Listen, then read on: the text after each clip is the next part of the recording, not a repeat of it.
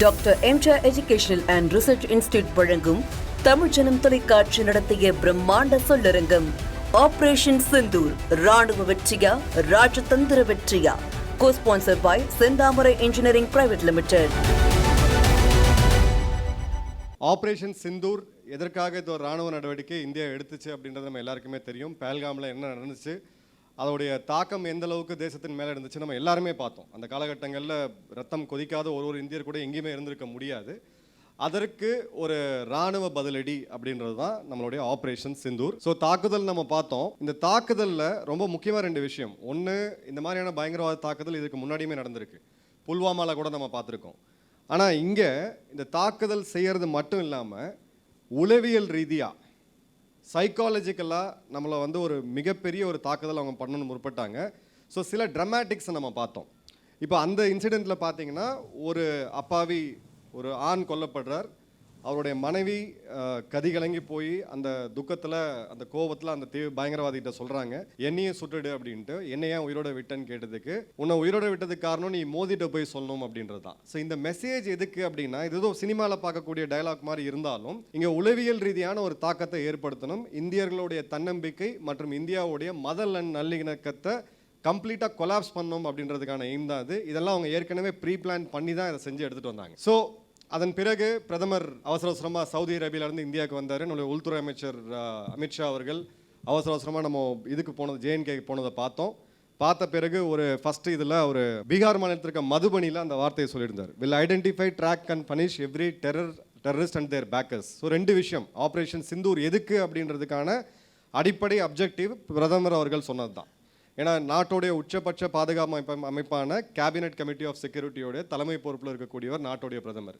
So இது ஒரு போரோ இல்லை நம்ம போய் ஒரு இடத்த போய் ஆக்குபை பண்ணணும், பிஓகே ஏன் பிடிக்கல, இந்த மாதிரியான நிகழ்வுகளுக்கு ஒரு தெளிவான விளக்கம் என்னென்னா, தீவிரவாதிகள் அந்த தீவிரவாதிகளுக்கு பயங்கரவாதிகளுக்கு ஆதரவாக இருக்கக்கூடிய பின்புலம் இருந்து செயல்படக்கூடிய அந்த ஆணி வேர், அதை தாக்கணும் அப்படின்றது தான் ஆப்ரேஷன் சிந்தூரோடைய மிலிட்ரி அப்ஜெக்டிவ். ஸோ ஒரு பொதுவான ஒரு தியரி இருக்குது, உலக நாடுகள் யாருமே நமக்கு கூட நிற்கலன்ட்டு. 60க்கும் அதிகமான நாடுகள் இந்த பயங்கரவாத தாக்குதலை கடுமையாக கண்டிச்சாங்க. இந்தியா கூட நின்னாங்க, தோளோட தோல் சேர்ந்து. இதில் ரெண்டு முக்கியமான நாடுகள் நம்ம ஹைலைட் பண்ணணும். ஒன்று நம்மளுடைய உற்ற நண்பன் இஸ்ரேல், ரெண்டாவது தாய்வான். இந்த இரு நாடுகளும் அன்கண்டிஷனலான சப்போர்ட்டை அந்த பயங்கரவாத தாக்குதலுக்கு கண்டனம் தெரிவிக்கிறதுலையும் கொடுத்தாங்க. அதே மாதிரி நம்ம ஆப்ரேஷன் சிந்தூர் மிலிட்ரி ஆக்ஷன் பண்ணும்போதும் அதை கொடுத்தாங்க. இப்போ எங்கெங்கே நம்ம தாக்கணும் அப்படின்றது இந்த மேப்பில் பார்த்தீங்கன்னா உங்களுக்கு தெரியும். அதாவது வடக்கு ஸ்கார்தூல இருந்து ஆல்மோஸ்ட் பார்த்தீங்கன்னா நம்ம லாகூர் தாண்டி தெற்கு வரைக்கும் எல்லா இடங்களையும் நம்ம தாக்கியிருக்கோம். இதில் பிஓகேவும் இருக்குது, அவங்களுடைய பஞ்சாப் மாகாணமும் இருக்குது, அவங்களுடைய மெயின் டெரரிஸ்ட் பேஸ். இந்த பயங்கரவாத பேஸ் நம்ம ஏன் தாக்கணும் அப்படின்னா, ஒன்று அந்த பயங்கரவாதிகளுக்கான பயிற்சிகள் கொடுக்கக்கூடிய இடம், ரெண்டாவது அந்த பயங்கரவாதிகளை ஸ்டேஜ் ஃபார்வர்ட் பண்ணுறது, அங்கேருந்து அடுத்த கட்டத்துக்கு கொண்டு போகிறது, மூணாவது அவங்களுடைய தலைமையகம், லாஜிஸ்டிக்ஸ், இந்த மாதிரியான விஷயங்கள், அவங்களுக்கு வரக்கூடிய ஆயுதங்கள், அதுக்கு பின்புலம் இருந்து செயல்பட்டவங்க, இவங்க எல்லாத்தையும் நம்ம தாக்கியிருக்கோம். இது ஆப்ரேஷன் சிந்தூர் பஹல்காம்கான பதிலடி மட்டும் கிடையாது, பஹல்காம்கான ஒரு நடவடிக்கை மட்டும் கிடையாது.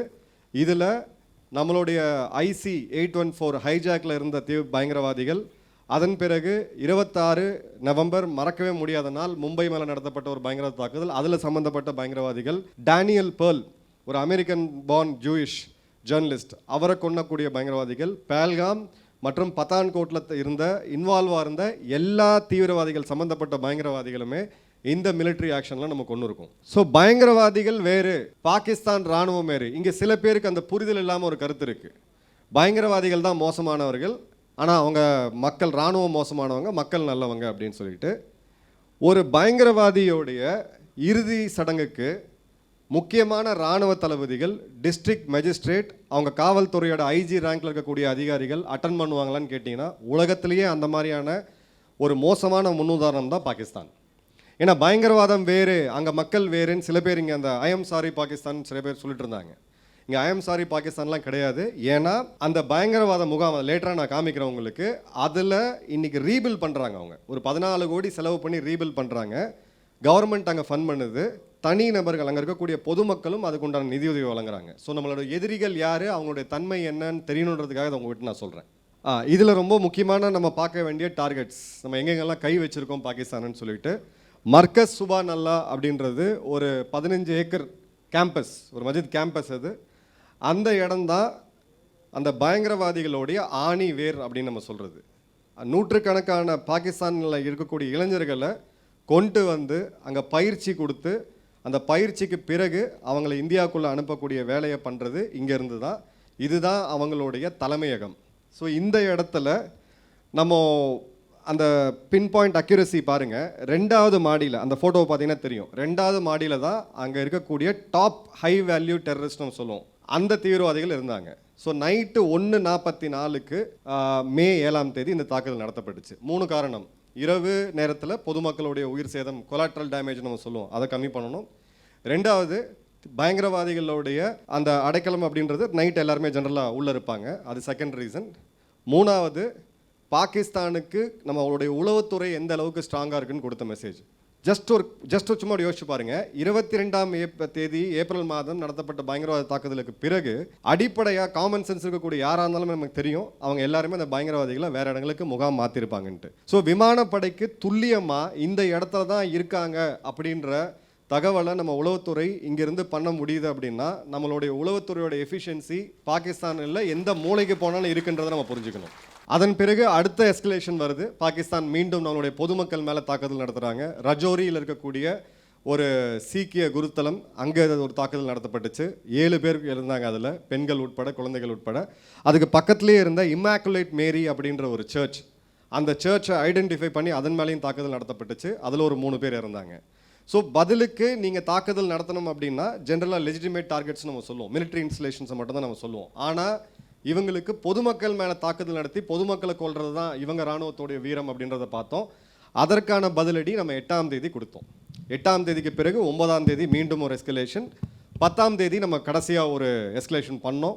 அதன் பிறகு 10ஆம் தேதி மத்தியானம் அவங்க எங்களுக்கு இதுக்கு மேலே இந்த எஸ்கலேஷன் எடுத்துகிட்டு போகிறதுக்கு விருப்பம் இல்லை அப்படின்னு சொல்லி அந்த போர் நிறுத்தத்துக்கான கோரிக்கையோடு கிட்டத்தட்ட கையேந்தி தான் வந்தாங்க. அது என்னன்றதை நம்ம பார்ப்போம். ஸோ இது ஒரு ரிப்பீட்டடாக இதை நம்ம அரசாங்கம் அதிகாரப்பூர்வமாக சொல்லலை. ஏன்னா அவங்க அரசாங்கமும் அதிகாரப்பூர்வமாக நூர்கான் அப்படின்ற இந்த இடத்துல அணு ஆயுதங்களை வைத்திருக்கக்கூடிய டேட்டா கொடுக்கல. ஸோ நாமளும் அந்த இடத்த தாக்கணும். ஸோ அவங்களும் அந்த இதை டிஸ்க்ளோஸ் பண்ணலை, நம்மளை பொறுத்த வரைக்கும் நாமளும் தாக்கலை. ஆனால் ஓப்பன் சோர்ஸ் இன்டெலிஜென்ஸ் வேர்ல்டோட லீடிங் மிலிட்ரி எக்ஸ்பர்ட்ஸ் அவங்க சொல்லக்கூடிய இதெல்லாம் நீங்கள் எடுத்து பார்த்தீங்கன்னா, சேட்டலைட் மேக்ஸ்டர் இமேஜஸ்லாம் எடுத்து பார்த்தோம்னா இவங்களுடைய சைக்கிள் என்ன அப்படின்னா ஒரு ரிப்பீட்டடாக ஒரு சைக்கிள் எடுப்பாங்க. அதாவது ஒரு பயங்கரவாத தாக்குதல், அதன் பிறகு அங்கே இருக்கக்கூடிய ஆளும் அரசு, ஒரு பொம்மையாக இருக்கக்கூடிய ஒரு சிவிலியன் அரசாங்கம், அவங்க வந்து பேச்சுவார்த்தை கூப்பிடுவாங்க, உலக நாடுகள் கிட்ட போவாங்க.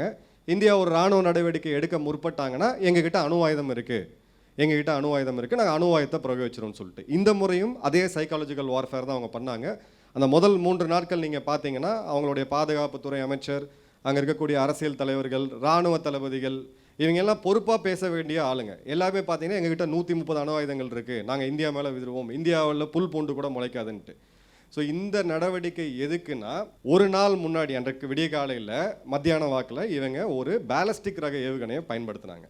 அந்த பேலஸ்டிக் ரக ஏவுகணைன்றது அடிப்படையாக அணு ஆயுதத்தை கொண்டு செல்லக்கூடிய ஒரு டெலிவரி மெக்கானிசம். இதற்கு மேலே இந்தியா என்ன செய்ய முடியும் அப்படின்னு காமிச்சது தான் இது. அந்த பேஸோடைய என்ட்ரி, அந்த பேஸோடைய எக்ஸிட், அதாவது அணு ஆயுதங்களை வச்சிருக்கக்கூடிய மிக முக்கியமான இடம். பாகிஸ்தான்லேயே அதிகமாக பாதுகாக்கப்படக்கூடிய இடம் ஒன்று அந்த அப்படின்னா அந்த பேஸ் தான். கிரானா ஹில்ஸில் இந்தியாவோட ஏவுகணை துல்லியமாக தாக்குதல் நடந்துச்சு.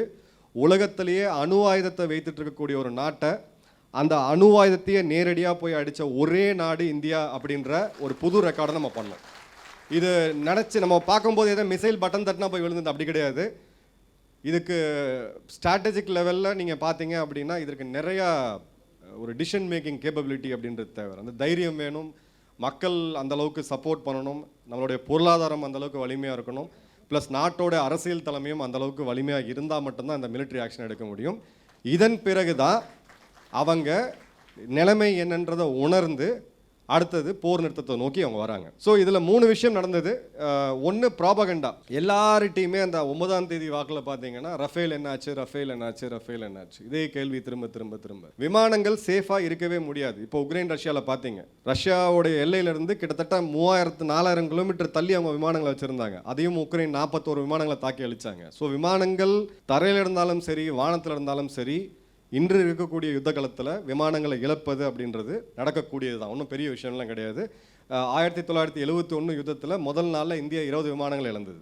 ஸோ நம்ம உளவியல் ரீதியாக எங்கே மிஸ் பண்ணோம்னா, இவ்வளோ பெரிய வெற்றியை பெற்றிருக்கக்கூடிய இராணுவத்தை நம்ம கொண்டாடாமல், அதை பற்றி நம்ம பெருசாக பேசாமல், அந்த ஒரு விமானம் எங்கே ரஃபேல் அப்படின்ற எந்த உலகத்தில் இருக்கக்கூடிய எல்லா விமானமும் 2 நாளைக்கு முன்னாடி அமெரிக்காவாக இருக்கக்கூடிய F-35 ரக விமானம் இருக்கிறதுலே உலகத்திலே காஸ்ட்லியான ஒரு விமானம் அதை அவங்களுடைய இன்னொரு மிசைலை சுட்டு வீழ்த்தினாங்க. ஸோ இதெல்லாமே இயல்பாக நடக்கக்கூடியது. நம்மளுடைய டேங்கிகள், நம்மளுடைய பீரங்கிகள், நம்மளுடைய விமானங்கள், நம்மளுடைய ரேடார்கள், நம்மளுடைய வீரர்கள், இது எல்லாமே யுத்த காலம் அப்படின்னு வரும்பொழுது நிச்சயமாக நம்ம இலக்க தான் வேணும். அந்த மைண்ட் செட்டில் நம்ம வரணும். ஏன்னா இன்றைக்கும் உள்ளே வரும்போது கூட அந்த கேள்வி என்கிட்ட கேட்டாங்க, என்ன ஆச்சு அப்படின்னு சொல்லிட்டு. ஸோ 2136 விமானம் இருக்குது விமானப்படையில். அதில் இருக்கிறது மொத்தம் 36 ரஃபேல், அதில் 4 ட்ரெயினர் விமானம் 32. அதில் ஒரு விமானத்தை தூக்கி வச்சுக்கிட்டு ப்ராபகண்டா அவங்க ஆரம்பித்தாங்க. நம்ம மீடியாக்கள் அதை பிக்கப் பண்ணாங்க. அதன் பிறகு சமூக வலைத்தளங்களில் பார்த்தீங்கன்னா தான் வந்துச்சு. இதோடைய முப்படை தளபதியே சொல்லியிருந்தார், எங்கள் நேரத்தில் ஆப்ரேஷனல் டைமில் கிட்டத்தட்ட 24 மணி நேரம் ராணுவம் ஒர்க் பண்ணிட்டு இருக்கக்கூடிய ஒரு சுச்சுவேஷனில் 15% எங்களோட டைம் அப்படின்றது இந்த ஃபேக் நியூஸ் ப்ராபகண்டாலே போச்சுன்ட்டு. இங்கே தான் நீங்கள் நம்ம எல்லாருமே வரோம். ஒரு வரக்கூடிய வீடியோவை பிளைண்டாக அப்படியே நம்பி அதை ஃபார்வர்ட் பண்ணுறது, அதன் பிறகு அதில் போய் கேள்வி கேட்குறது.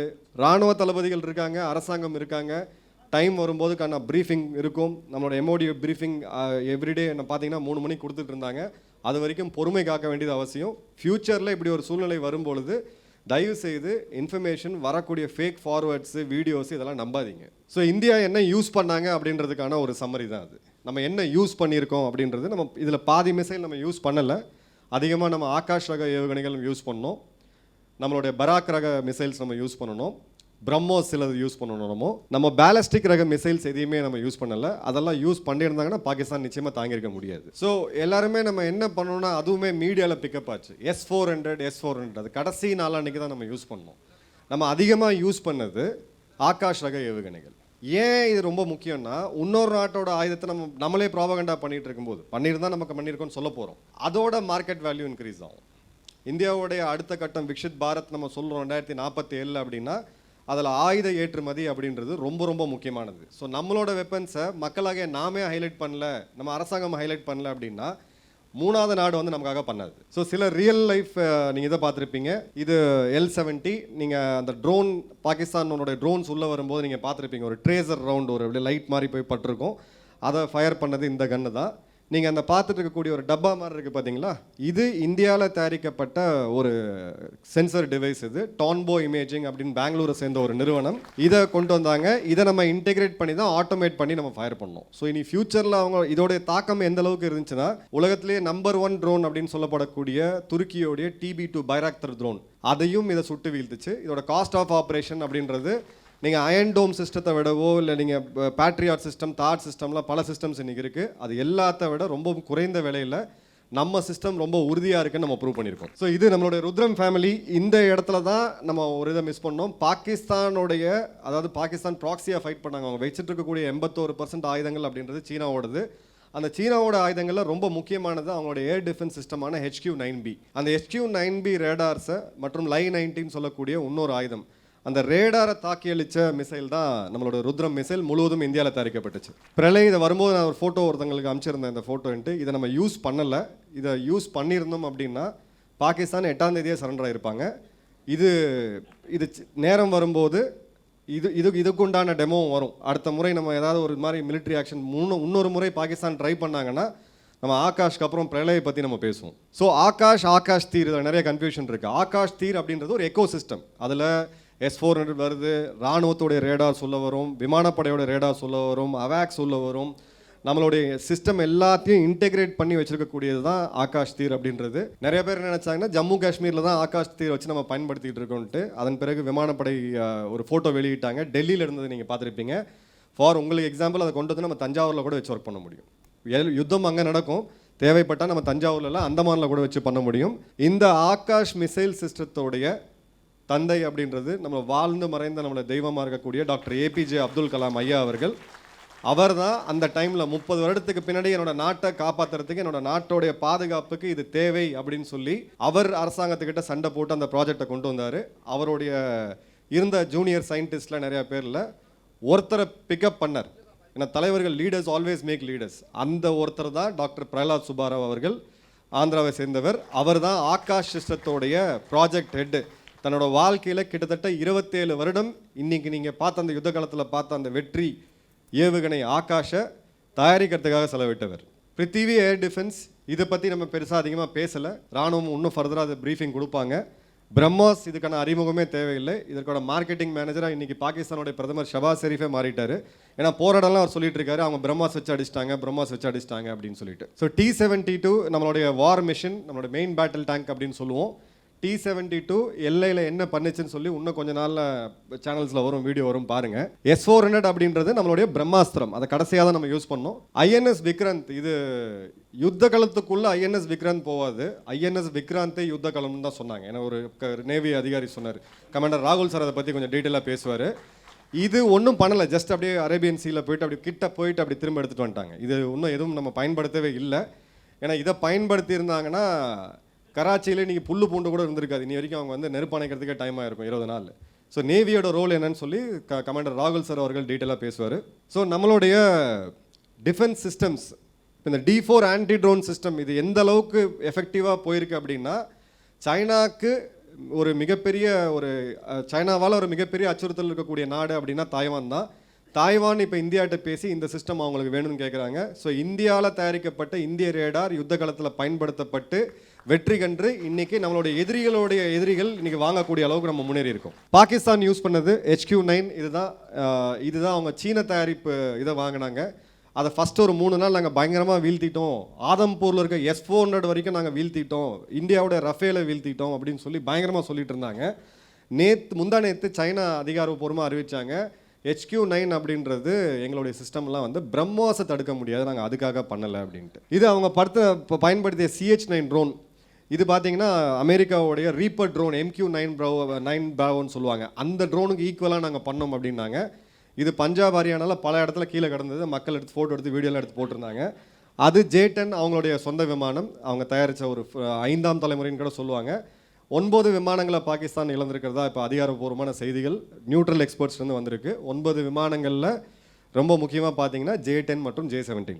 இது நம்மளுடைய துருக்கிய சாம்ராஜ்யத்தை உலகம் முழுக்க மீண்டும் கொண்டு வரணும் அப்படின்னு நினச்சிட்டு கனவு ஆண்டுட்டு இருக்கக்கூடிய துருக்கி, அவங்களுடைய 2 முக்கியமான ட்ரோன், ஒன்று பைராக்தர், இன்னொன்று அக்கென்சி. இது ரெண்டுமே இதே நம்மளோட எல்லை மாநிலங்களில் அருமையாக L-70 சுட்டு வீழ்த்தப்பட்டு கீழே விழுந்து கிடந்தது. அதன் பிறகு இவங்க அந்த ட்ரோனை யூஸ் பண்ணுறதே வந்து தயங்கினாங்க. இதுக்கப்புறம் திரும்ப யூஸ் பண்ணுறதா அப்படின்ற ஒரு மிகப்பெரிய கேள்வியுமே எழுது. அடுத்தது என்ன அப்படின்ற போது இப்போ ஒரு முக்கியமான இது எல்லாருமே கேட்கக்கூடிய கேள்வி, J-35A 5ஆம் தலைவர் விமானத்தை பாகிஸ்தானுக்கு சைனா ஏற்கனவே வழங்கிட்டாங்க, டெலிவரியை ப்ரீபோன் பண்ணுறாங்க, அடுத்த வருஷமே கொடுத்துருவாங்கன்ட்டு. இந்த வெரி ஹை ஃப்ரீக்வன்சி ரேடார் அப்படின்றது DRDO டெஸ்ட் பண்ணி முடிச்சிட்டாங்க. அடுத்த வருஷம் நம்ம இண்டக்டும் பண்ண போகிறோம். 400 கிலோமீட்டருக்குள்ளே வரக்கூடிய எந்த ஒரு விமானம், எந்த ஒரு வான்வெளி அச்சுறுத்தலாக இருந்தாலும் இதுக்கு கண்ணை தாண்டி அது போக முடியாது. ஸோ ஸ்டெல்த் அப்படின்றது நீங்கள் கண்டுபிடிக்கிறதுக்கு தான். நீங்கள் மொமெண்ட் அதை ஐடென்டிஃபை பண்ணிட்டீங்கன்னா அதுக்கப்புறம் அதே ஆகாஷ் இவங்களுடைய F-35 நாளைக்கு மீண்டும் அந்த இதை சந்திக்கணும் அப்படின்னு இருந்ததுன்னா இருக்குது. ஏன் இதை சொல்கிறேன்னா, ஆப்ரேஷன் சிந்தூர் அப்படின்றது இங்கேயோட நிற்கலை, இது ஒரு கண்டினியூவாக போயிட்டுருக்கு. இப்போ நம்மளுடைய ராணுவ தளவாடங்கள் உற்பத்தி, நம்மளுடைய டெக்னாலஜி எல்லாமே ஃபாஸ்ட் ஃபார்வர்டாக கொண்டு போயிட்டுருக்கோம். இதுவும் DRDOடைய அடுத்த கட்டம் நம்மளுடைய ஓன் S-400 சொல்லக்கூடிய குஷா ப்ராஜெக்ட், இது அடுத்த டெஸ்டிங்கில் போயிட்டுருக்கு. இது நம்மளுடைய SAM பேட்டரிஸ்க்காக உருவாக்கப்பட்ட ஒரு லேடா சிக்னேச்சரை கம்மி பண்ணக்கூடிய ஒரு சிஸ்டம் இது. ஸோ எந்த இடத்துலையுமே வெற்றியை நம்ம கொண்டாடணும், இங்கே நம்ம உட்காந்து கொண்டாடிக்கிட்டு இருக்கோம். ஆல்மோஸ்ட் தமிழ்நாட்டில் பல மாநிலங்கள் நான் போய் எல்லா இடத்துலையுமே நம்ம பேசிகிட்டு இருக்கோம். ஏன்னா வெற்றியை கொண்டாட வேண்டியது ஒரு தலைவனின் கடமை. ஸோ நாட்டோடைய தலைவராக இருக்கக்கூடிய பிரதமர் மோடி அவர்கள், பாதுகாப்புத்துறை அமைச்சர் ராஜ்நாத் சிங் அவர்கள், முப்படைகளோட தளபதி, நம்மளுடைய முப்படை தளபதி எல்லாருமே போய் ஃபீல்ட் ஃபார்மேஷன்ஸில் அந்தந்த இடத்துல போய் உற்சாகத்தை கொடுத்த புகைப்படங்களை இப்போ நம்ம பார்க்குறோம். சில இழப்புகள், 1000 விமானங்களை நம்ம திரும்ப வாங்கிக்கலாம். நம்ம நாடு ஒரு செழிப்பான நாடு.